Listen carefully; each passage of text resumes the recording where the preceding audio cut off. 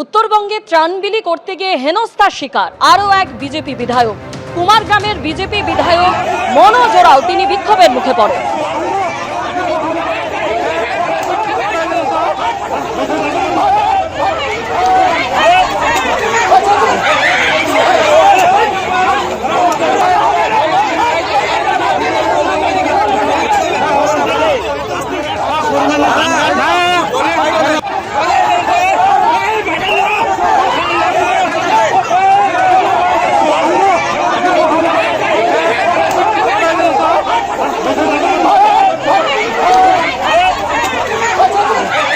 কুমারগ্রামের BJP বিধায়ক মনোজ ওরাও যিনি গিয়েছিলেন ত্রাণ বিলি করতে ভুটান সীমান্তের বৃত্তি বাড়িতে ত্রাণ দিতে গিয়ে তিনি বিক্ষোভের মুখে পড়েন। অন্যদিকে গতকালই আপনারা জানেন নাগরাকাটায় যে ঘটনা ঘটে, যে ত্রাণ বিলি করতে গিয়ে আক্রান্ত হন বিজেপি সাংসদ খগেন মুর্মু ও বিজেপি বিধায়ক শঙ্কর ঘোষ।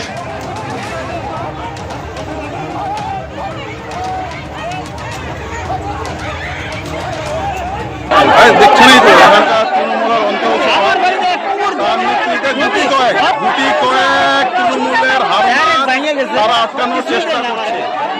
এটাও একটা দ্বীপের মতো এলাকা, বৃত্তি বাড়ি, এখনো দেখুন কোনো উন্নয়ন নেই। দীর্ঘদিন ধরে তৃণমূলের হারমাদরা বালি পাচার করে করে এলাকাটা ধ্বংস করে দিয়েছে। অচিরেই কিন্তু বৃত্তি বাড়ি মুছে যাবে। তো এই জায়গায় আমরা এসেছিলাম ত্রাণ দিতে, যা হওয়ার তাই হয়েছে। তৃণমূল নেতারা এসছে, তারা আটকাচ্ছে, ত্রাণ দিতে দেবে না। মাটিগাড়ার বালাসার নদী, এই নদী এমনিতে শান্ত, কখনো এই নদীকে অশান্ত হতে দেখেননি স্থানীয় মানুষজন।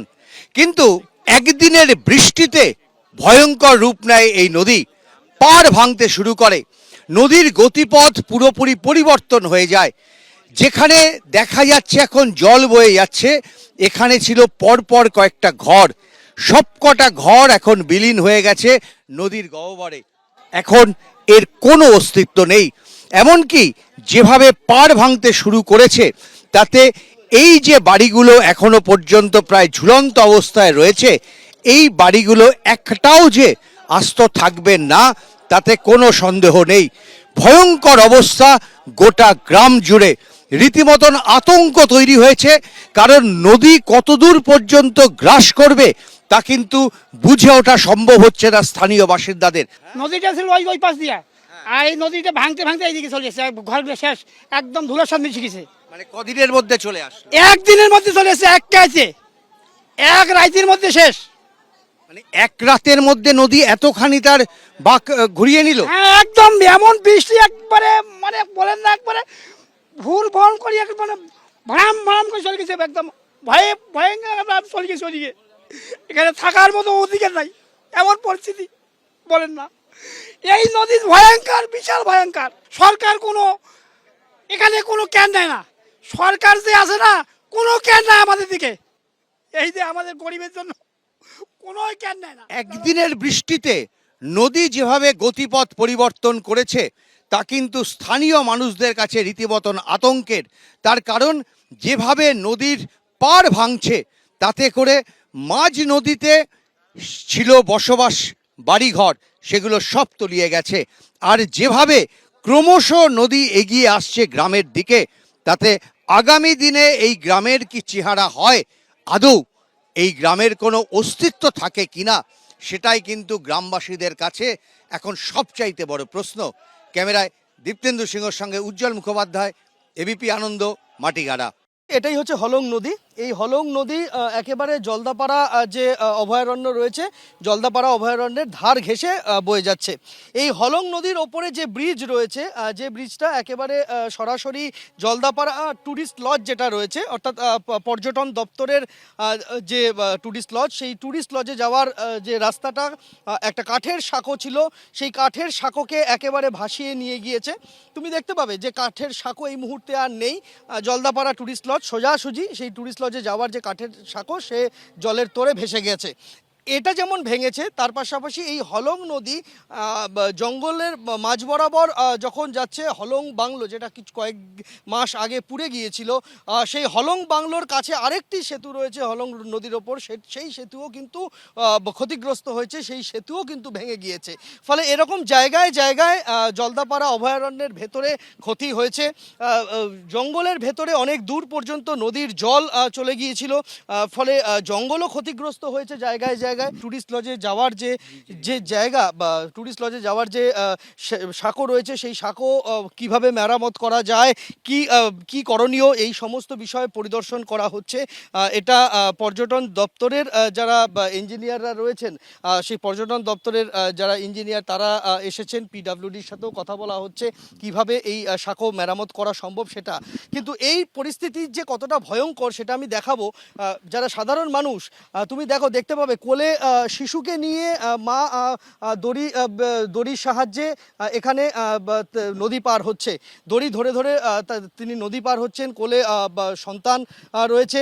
এরকমই ভয়ঙ্কর পরিস্থিতি তৈরি হয়েছে, ওড়না দিয়ে শিশুকে কোলে বেঁধে মা পার হচ্ছে। বৃষ্টি জলটা বাড়তে থাকে, তখন আমরা এলাকার লোকজন সবাই এখানে ছুটে আসলাম। পরে দেখলাম আস্তে আস্তে করে এখানে বড় বড় গাছ এসে ঠেকলো, গাছগুলো সাথে এবং আমাদের দুর্গাপূজার এখানে কিছু কাঠামো ছিল, ওর সাথে ব্রিজটা ভেঙে বেরিয়ে চলে গেল। তারপরেই জল তখন কতটা, একটু যদি বোঝান, এখানে যদি বোঝান যে কতটা জল উঠেছিল। জলদাপাড়া টুরিস্ট লজের ভেতরের বেসমেন্টটা টোটালটাই জলের তলে চলে যায়। কিছুক্ষণ আগেই আমরা গেছিলাম এদের গ্রামে, যে ঘরটা দেখেছিলাম একেবারে মাটির সঙ্গে মিশে গেছে, সেটা এনার বাড়ি। আপকা ঘর তো উধারই হ্যায়? उधर ही है। वो हम भी पीड़ित है, हम भी रिलीफ यहाँ पर है। माने क्या होगा उधर? वो लैंडस्लाइड हो गया था उस टाइम, 2:30 से 3 बजे का टाइम पर सुबह को लैंडस्लाइड हुआ था।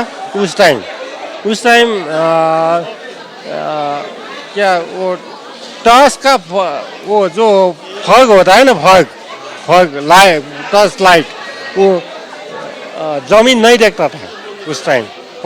वो बरसात हुआ था उस टाइम, इतना बरसात, इतना बड़ा लैंडस्लाइड पहले तो कभी नहीं देखा था, कभी नहीं देखा। ये तो टूरिस्ट की स्पॉट ही है, ये टूरिस्ट ही आता है इधर। तो मैं सौरीनी ग्राम पंचायत का प्रधान हूँ।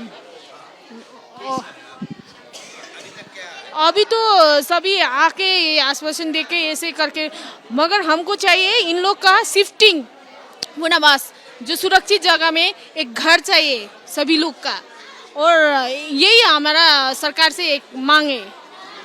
নতুন ঘর দিতে হবে, এটাই কিন্তু পঞ্চায়েতের এখানকার যিনি দায়িত্বে আছেন তার দাবি। কারণ তারা মনে করছেন যে যেগুলো তাদের বাসা ছিল সেই ঘরে তারা আর ফিরতে পারবেন না। ফলে নতুন ঘর না দিলে এই যে মানুষজন যাদের একটা সময় বাড়ি ছিল, ঘর ছিল, সব ছিল, যারা সমস্ত কিছু হারিয়ে এই মুহূর্তে একেবারে রিলিফ ক্যাম্পে বসে রয়েছেন, তাদের ঘর দিতে হবে, বাড়ি দিতে হবে সরকারের কাছে। এটাই এখানকার স্থানীয় পঞ্চায়েতের দাবি। ক্যামেরায় দীপ্তেন্দু সিংহর সঙ্গে উজ্জ্বল মুখোপাধ্যায়, এবিপি আনন্দ, মিরিক।